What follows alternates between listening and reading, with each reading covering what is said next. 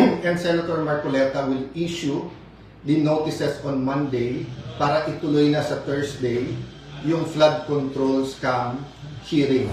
Let's have the hearings, then let's people judge. And yun ang advice ko sa ONCE. Maghanda na rin, mag-attend kayo. So rather than spewing out venom, paulit-ulit na lang kayo na magulo ang Senado. Hindi po ginugulo nyo. So sabi nila, tyranny of the majority. Hindi po. Tyranny Tulfo to. Tyranny Lacson. Tyranny Pangilinan.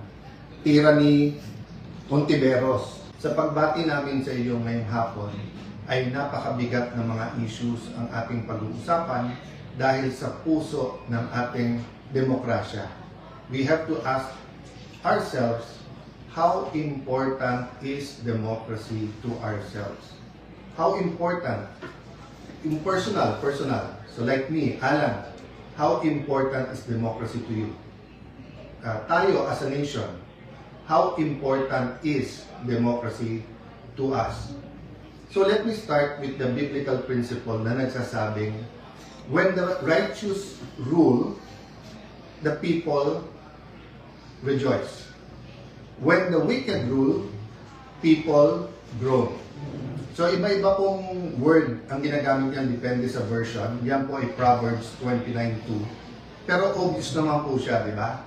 Whether yan ay negosyo, yan ay PTA, yan ay JODA, TODA, yan po ay Congress, yan po Republic of the Philippines, yan po ay EU, yan po ay UN. When the righteous rule, people rejoice. Because pag tama ang pinaglalaban o tinanim, maganda pong aanihin.